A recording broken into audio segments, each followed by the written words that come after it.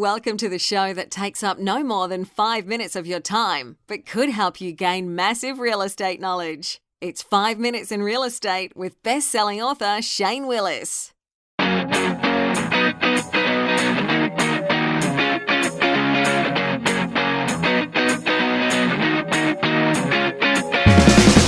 Hello, it's Shane Willis, Pensacola real estate expert, bringing you today's episode. It's Friday. It's Friday, y'all. I'm supposed to have Infographic Friday, because that's what I normally do on Fridays. Man, it's a little cooler out here this morning. I like it. I thought it'd be heated up by now, but sitting here recording this at about 8:30 in the morning, and man, it actually feels good out here. Clicking the, last work day in June here. We normally have Infographic Friday, and I had one ready, and some of this other news came out from yesterday's stuff. Why is it that everybody, well, I guess I just said it's feeling nice out here, so we've got to run past the folks cutting the grass. Hopefully that's not too loud, although it probably is. Anyways, the infographic, I just put it up as a blog. So if you get over to shanewillis.com/blogs, the infographic today was actually the top 5 reasons millennials are buying.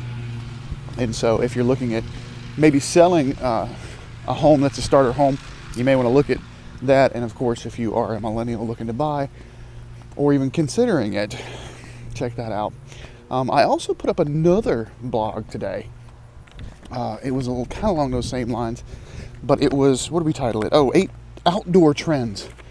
Because I'm noticing, and it was funny just that even with me being in this business, psychologically, I get caught up in stuff sometimes too. When we bought our own home, we bought our new home here about 20 months ago, I noticed that the outdoor space really sold it.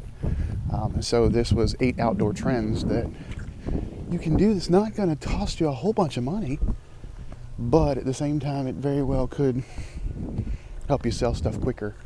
And it'll definitely help you when you're online. So here's what we're going to talk about today, though. Yesterday, the Fed released a report about the banks. They do, since the crash, the CFPB, Consumer Financial Protection Bureau, does what they call a stress test on the banks. Basically, they run a simulation to make sure the banks have got what they need to get, or have what they need to have to handle another housing crisis like we had, because they did not want the banks to be too big to fail again and need bailout money from the government and everything else. So last night they released the reports because the banks were wanting to be able to pay dividends to their stockholders, and they're wanting to be able to buy back some stock, which helps their stock prices. Because they have cash. They have the cash to do so. But they haven't been allowed to until we pass this test. Well, almost everybody passed. Deutsche had some problems. And they were told that their U.S. operations can't send as much money back to Germany's, which is where they're based. And they've been trimming their U.S. operations anyway, so I'm not really worried about that. And then Goldman Sachs and Morgan Stanley, which were mainly traders, they had a little bit of issues. Everybody else passed with flying colors. And Goldman and Morgan have only got some small things they got to correct. But that brought up another topic. And one of those topics were stuff like Carrington, stuff like Oakmark are starting to get back into subprime lending. That's what I wanted to talk about today. Subprime lending. Now, they're not going to call it subprime lending because there's a negative connotation to that now because of the crash, right? Subprime led to the crash. No, it didn't. It played a factor, sure, but there was a whole lot of other things there. They're calling it Alt-A. Alt-A paper. So A paper is just your normal prime paper. They call this Alt-A paper. It's the same thing. But if you listened yesterday, you heard me say something about a recession coming in 2020, but it shouldn't hurt our real estate market. So now when I say that subprime loans are back, because we're just going to call a spade, it's a subprime loan. You get prime, subprime, not Alt-A, whatever. It's a pig, it's a pig. With those coming back, are we going to see that hurt? And the answer, I think, is no. No, I wanted to bring up a couple of points, and I did a whole bunch of notes on this in the in the notes section for this podcast. So make sure you get over there and read some of these. But let me just kind of hit the highlights. There is a huge, huge demand for these type loans. And as soon as you think subprime, first thing you think of is credit scores. Well, credit scores. So if your credit score is low, should you be able to get a home? There's a whole lot of reasons why a credit score could be low. A whole lot. And it could be stuff you don't even know about. Carrington, which is one of the ones that write a whole lot of subprime loans, I know that I've had 3 clients go through them already, and it was because their score was 580, 590. Now, they're pretty stringent. You got to have some down payment. You're not getting 100% financing, although I heard they do have 100% financing, but you can't do that with a 500 credit score.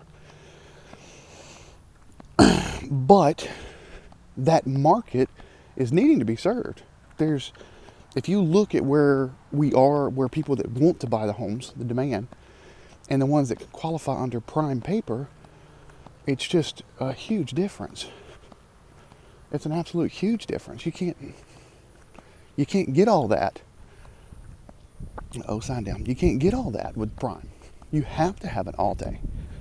There are other things that happen, and I think I've talked about this on other episodes before, where a business owner who makes $300,000 a year but writes everything off, all right, should they be penalized because their tax return says that they only make $40,000 a year when truly they make $300,000?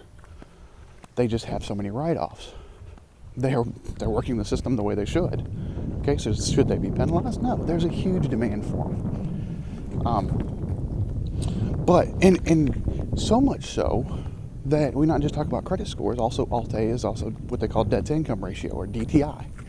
Okay, but just this year, Fannie Mae realized there was a demand for these type loans, and Fannie Mae raised their DTI maximums. This is how much you have debt to income ratio to buy the property, including the new mortgage. Now, this is debt, not your utility bills. This is actual debt, car payments, credit cards, the likes. It was capped at 45%. They raised it in January, late January, to 50%. In February, that 45 to 50% debt to income ratio loans represented about 6% of their loans. By April, when the word got out that they had raised it, it represented 20% of their loans. That's a huge difference. There was an underserved market there. So we are relaxing some lending standards by doing these subprime loans. But the one infographic I was going to do today, or I did do, I put it up in the blog, was talking about millennials. Millennials carry a big debt load. A lot of them with college loans, they carry a huge debt load. And that's not just lending, or that's not just millennials, but man, they just do. So we need to have that debt to income ratio raised. And if you go over 50 because of the student loans, and you're just now out of college, or you're only 3 years on the job, and well, you may have to get an Alt-A loan or subprime loan to begin with to be able to participate in the raising of values that we're seeing in real estate and that we continue to see. And it looks like it's going to be forecast to continue to see. Why wouldn't we? Now, I know I'm going to get some emails going because that's what led to the crash, and you're just trying to hype up we're going to go back to the crash. No, I'm not. I'm not saying that if you have a 500 credit score and you work at McDonald's, like my 16-year-old does, I don't think she belongs in a house at 100% down. Or, back in the day when you could do 7 investment properties. When we say brokers led somewhat to the crash, that I can agree with, because I know some brokers that I called them scum then. When they had somebody with a good credit score, they would shop them to 7 different lenders and buy 7 different investment properties. Well, these people didn't even have 2 nickels to rub together. But real estate's always going to go up, so they wanted to make sure they got it. And so they got all of a sudden, when it didn't, they couldn't rent one. It got late, and everything crashed. Do I think there's a huge need for this? Yes. Do I want people to be scared because when they hear the terms subprime lending is back? No. Do I think these banks that are flush with cash are going to start buying some of this stuff? Yes. Will I notify you or ring the bells if it gets a little too out of hand? Yeah. Right now, I think this is just an underserved market, a huge underserved market. that needs some type of outlet. They need some type of product. They've saved the money. They've had some issues. What about the foreclosures? How many of the people in the country got a foreclosure? Some of them recently. I've seen foreclosures are still happening in 2016, 2017. Heck, they're still happening now. But, so what do you do then? Now, you're not going to do it 1 year out of foreclosure. Well, actually, 1 year out of foreclosure, you probably could now. But that's a market. All of a sudden, you lost your job, but now you picked up another one. I'll give you another example. I have a friend of mine that was a boat captain. He's a client of mine. He was a boat captain on an oil rig. So he's constantly going that back and forth. Well, when oil dropped from $100 a barrel down to $20, how many of his friends got laid off? His work went way down. All right, he was out of work for months. Okay, so if something happens to your house at that point, are we then supposed to blame you and not give you a second chance if you have re-engaged in a different industry, not have a product that can help you get back on your feet? Now, like I said, I'm not saying do it immediately. You need to be able to prove that you can make these payments. And we're not going to do the stated stuff with subprime. Not for that scenario. Anyways, I could go on and on because most of you know I owned a mortgage company for years, so I do know how this works, and I do know that this is an underserved market, so much so that I've actually kicked around the idea of getting my license again just so that I could help this market because I know how to do it. But with as busy as I am already, it just hasn't happened. All right, I'm going to quit. I'm going to quit today. That's all I got for you today. As always, if you hadn't subscribed to get the tips, tricks, get the infographics, get over to the blog. Also, get over to 5minutesinrealestate.com. It's 5minutesinrealestate.com. It doesn't matter if you use the number 5 or spell out the word 5.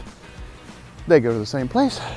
That'll get you subscribed to the email list. Plus, make sure you get over to your player of choice, SoundCloud, iTunes, Spotify, YouTube, whatever.